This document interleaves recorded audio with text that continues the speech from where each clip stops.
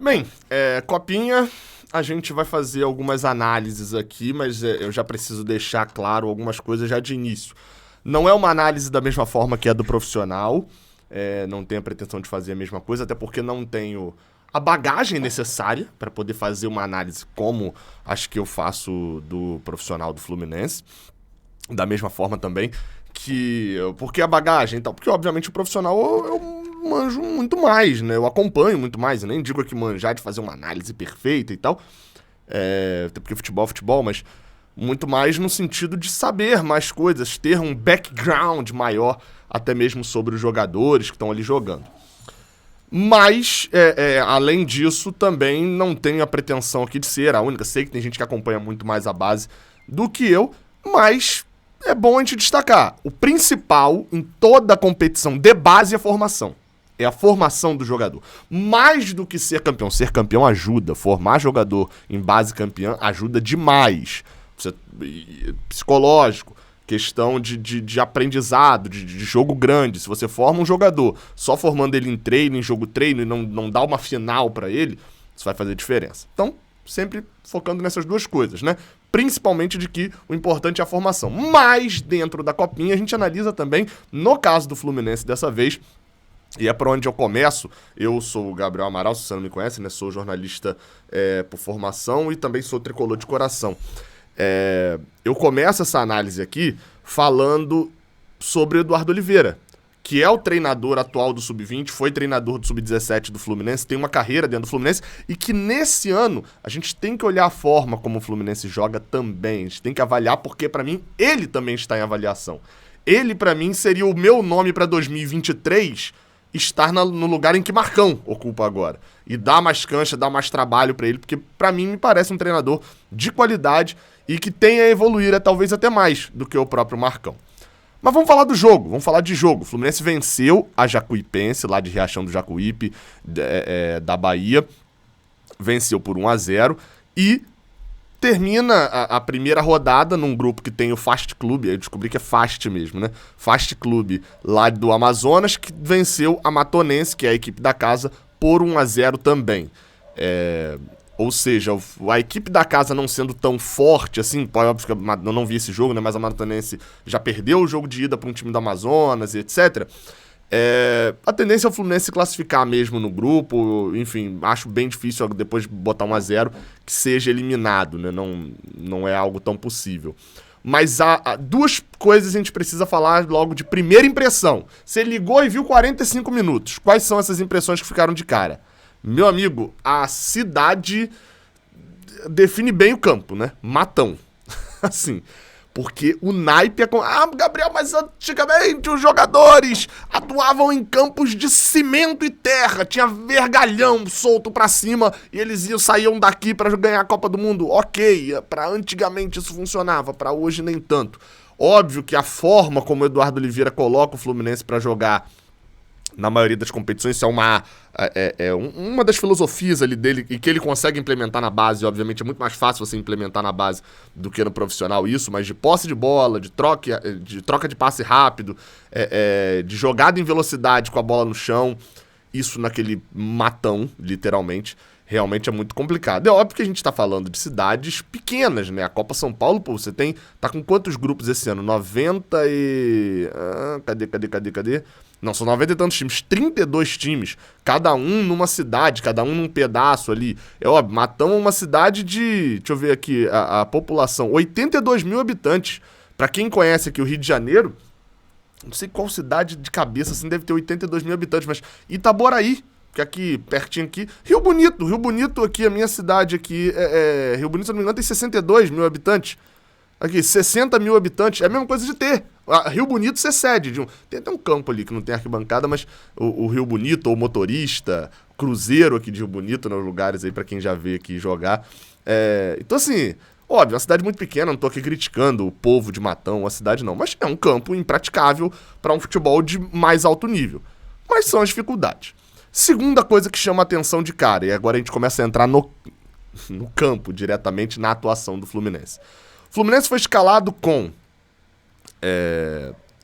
o Thiago no gol, Justin na lateral direita, Felipe e Davi na zaga e Jefté na lateral esquerda. O Marcos Pedro ficou ficou de fora, né? Não ficou no time titular.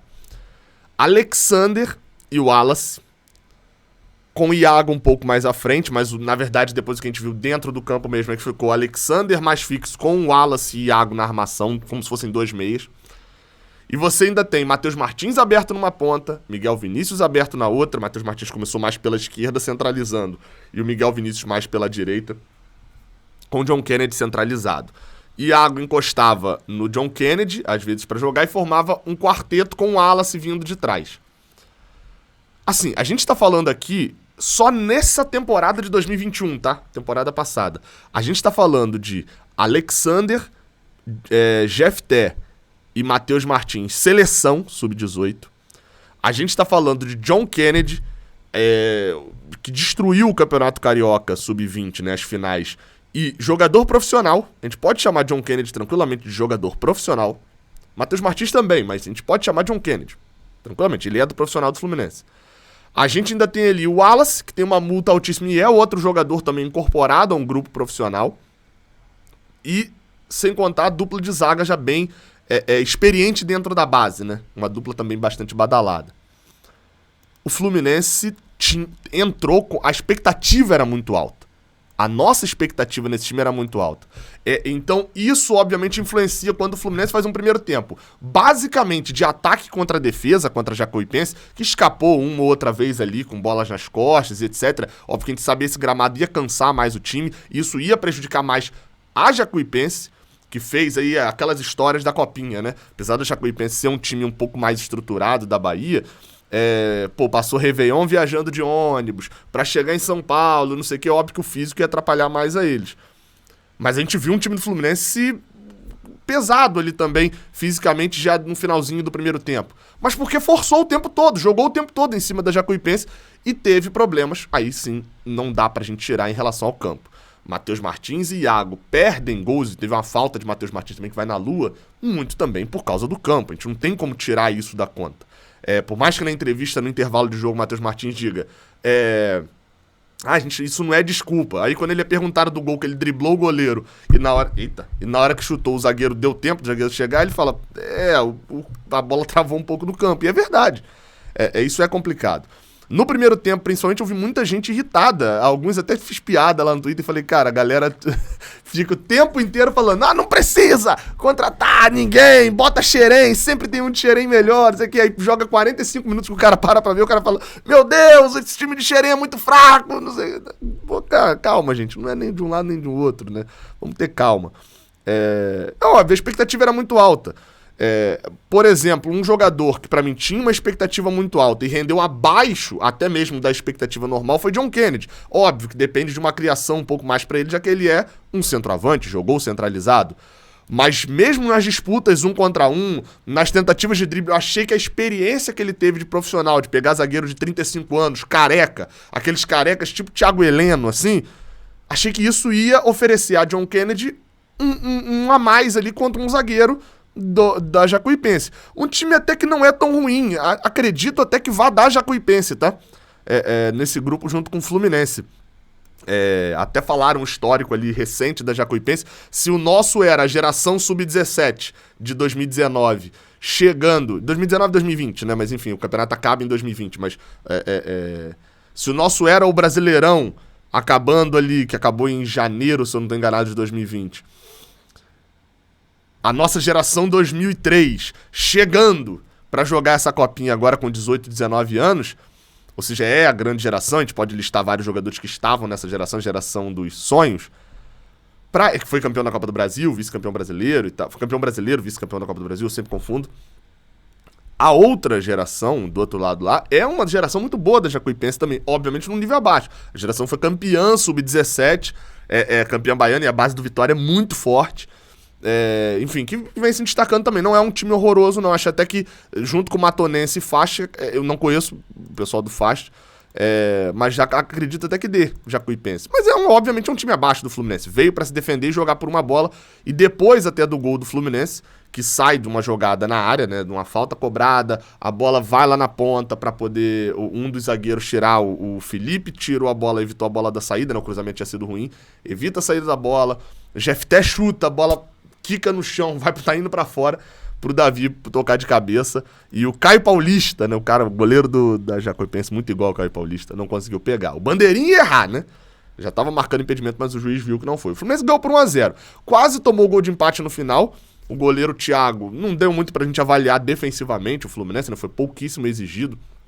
Só em contra-ataques, onde a gente sabe que a defesa tá mais desorganizada. Teve até um outro lance de tabela que achei que ali a defesa deu uma dormida.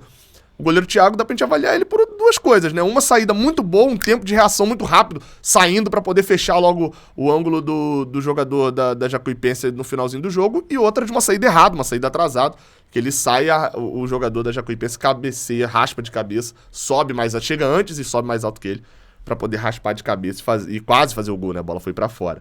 Então não dá muito pra gente avaliar ainda também. Entraram no Fluminense alguns jogadores que também, enfim, ficou mais complicado de avaliar, porque até entrou, mas acabou não fazendo muita coisa. Foi o Alexandre Jesus. Ele entrou pro Fluminense ficar de fato com 4 jogadores de frente, né? Iago foi quem saiu. Iago achei ele precipitado em alguns lances, né? Algumas enfiadas de bola e tal, que ele poderia ter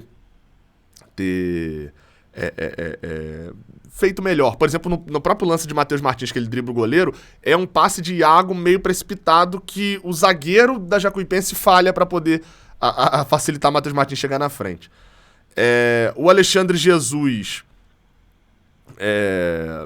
entrou, acabou não aparecendo tanto. Depois o Miguel Vinícius, que até fez um bom primeiro tempo, deu lugar ao Arthur, soltando 20 e poucos minutinhos pra acabar. Arthur acabou não aparecendo tanto. E aí depois já do gol feito, o Fluminense fez uma série de mudanças, mas faltavam 5 minutos. Praticamente não deu pra ver o Joilson, o Edinho e o Cauã Aguiar em campo. Jogaram poucos minutos e já de um final de jogo muito cansado. Minha primeira avaliação: gostei das alternativas do Eduardo Oliveira. O campo atrapalhou muito. O desempenho do Fluminense pra mim foi um pouco abaixo do que... A expectativa tava no alto, eu realmente tinha expectativa de goleada do Fluminense, etc. Mas até dentro do que seria uma expectativa real do Fluminense, acho que o desempenho de alguns jogadores individualmente foram um pouco abaixo. Esperava um domínio maior de John Kennedy sobre os zagueiros da Jacuipense. O Matheus Martins procurou muito jogo, foi o cara que apareceu muito pro jogo, mas falhou em alguns lances finais, mas é algo normal até mesmo pro moleque da idade dele. Gostei do Miguel Vinícius, é um nome ali que passa muito despercebido, até por ter outro Miguel, né, que surgiu, que era mais novo, inclusive, mas que surgiu recentemente e tal. Gostei de alguns lances dele, enfim, de alguns aparecidos. E o Iago fica esse déficit aí que eu falei, né, pra quem joga no meio não pode escolher tantas vezes a jogada errada ou errar tantos passes, no caso dos erros de passe, né, ou da enfiada de bola um pouco mais fraca, da trivela que a bola vai quase lá na linha de fundo, etc., dá pra gente culpar o gramado também. Mas é um fato, o Fluminense vai conviver com esse gramado até o final da primeira fase, pra aí sim depois no mata-mata a gente descobrir aonde vai jogar, qual vai ser a outra sede, etc. E como jogar um pouco mais sério, assim, no sentido de ter a possibilidade de atuar num gramado um pouco melhor. Mas as primeiras impressões são essas. E valorizar os zagueiros, né? Eu falei, temos que avaliar bastante os zagueiros. A jogada surge com os dois no campo ofensivo e defensivamente, como eu falei, foram pouco avaliados ali, né? Só foram mais pegos em contra-ataques. É isso. Essa avaliação do Fluminense 1-0 na Jacuipense. Teve alguma coisa que era pra eu falar? Teve um pênalti, né? Pro Fluminense que a bola bate no braço lá, mas isso aí, né? Sem VAR, a gente vai ficar meio à mercê da arbitragem da Copinha. Teve alguma coisa que eu esqueci de falar ou que você discordou? Usa a caixa de comentários aqui embaixo. E se inscreve aqui no Raiz Tricolor se você não conhecia. Até a próxima, vamos junto. Próximo jogo na sexta-feira, 3h15 também. Os jogos do Fluminense são sempre às 3h15. Sexta-feira, dia 7, 3h15, Fluminense e Fast Clube. Também de novo lá no estádio em Matão. É isso. Valeu.